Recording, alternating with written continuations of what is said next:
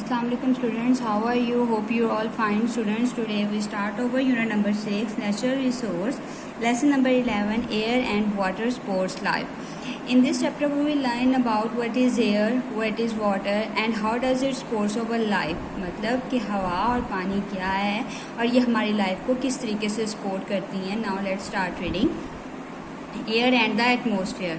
Air is a natural resource. There is an envelope of air surrounding the earth. This layer of air is called atmosphere. It is a mixture of gases. Air जो है, हवा जो है, ये कुदरती ज़रिया है. ये जो लेयर होती है हवा की उसको हम लोग एटमॉस्फेयर कहते हैं और ये मिक्सचर होती है गैसेस का. The atmosphere is thinner and heavier than the ground. जो एटमॉस्फेयर होते हैं ये थिकर होता है और हैवियर होता है जब ये नियर टू द ग्राउंड होता है. It gets thinner and lighter further away till it comes to an end after the atmosphere and space begin. ये क्या होता है, ये थिनर होती जाती है, पतली होती जाती है और हल्की होती जाती है जब ये ख़त्म हो रही होती है. और जहाँ एटमॉस्फेयर ख़त्म होता है वहाँ क्या है, वहाँ से स्पेस शुरू हो जाती है. Next is layer of the atmosphere. The atmosphere is divided into 5 layers. Atmosphere जो है ये 5 लेयर्स में इसको हमने डिवाइड किया हुआ है. Troposphere. First is troposphere. Troposphere is the first layer and is closest to the surface of the earth. It consists of gases that we breathe in. All the weather phenomena occurs in this layer. ये troposphere जो है ये first layer है और सतह ज़मीन से सबसे क्लोज है. ये इसमें क्या होती हैं, गैसेस मौजूद होती हैं जो कि हम लोग ब्रीथ इन करते हैं. जब हम लोग सांस लेते हैं तब यूज़ कर लेते हैं. ऑल द वेदर फिनोमिना, जितने भी वेदर में चेंजेस आती हैं वो सारी की सारी इसकी वजह से आती है, इस लेयर की वजह से. Next is stratosphere. Stratosphere is the second layer. Jet aircraft fly in this layer because there is no disturbance due to weather here. It contains ozone gas. Ozone absorb the harmful ultraviolet rays of the sun. ये क्या होती है, stratosphere जो ये second layer है जो jet aircrafts वगैरह fly करते हैं इस एयर में, क्योंकि इस एयर में वेदर की वजह से कोई डिस्टर्बेंस नहीं होती.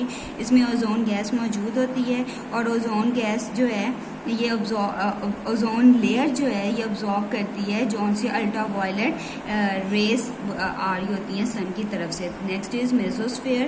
The third layer is called mesosphere.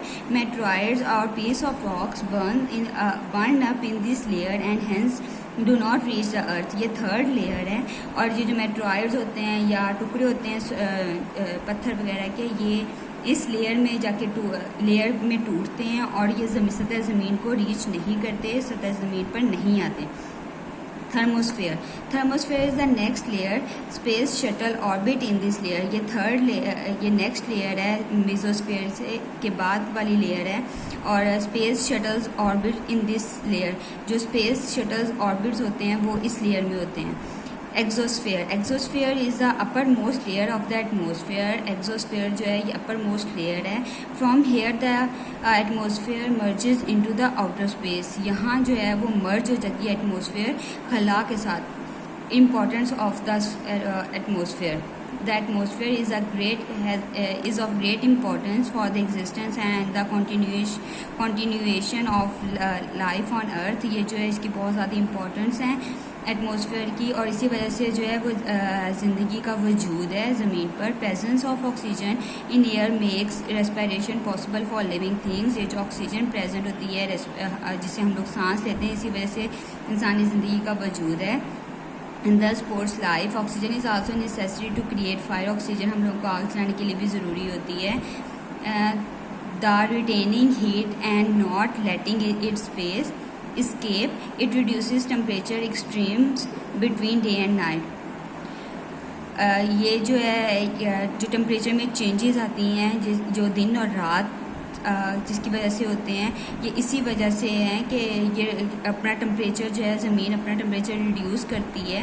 The atmosphere recycles water of the earth through water cycle. जो एटमॉस्फेयर का रिसाइकल है कि पानी इवेपोरेट होता है और वो बादल बन जाते हैं और जब वो ज़्यादा बड़े ड्रॉप्स होते हैं तो वो रेनफॉल बन जाती है. ये होता है वाटर साइकिल जो हम लोगों ने पीछे पढ़ा भी था.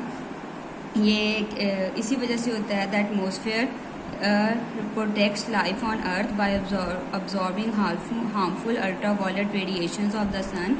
जो एटमॉस्फेयर है ये ज़िंदगी का वजूद जो ज़मीन पर इसी वजह से है क्योंकि ये हार्मफुल जो जहरीली अल्ट्रावायलेट रेस वगैरह होती हैं सन से वो अब्जॉर्ब कर लेती हैं। The atmosphere Burns of meteoroids and prevents them from heating the earth. जो एटमॉस्फेयर है ये मेट्रॉइड्स और ये जो पीस ऑफ रॉक्स वगैरह होते हैं जो टूटते हैं वो ज़मीन पर नहीं आने देते।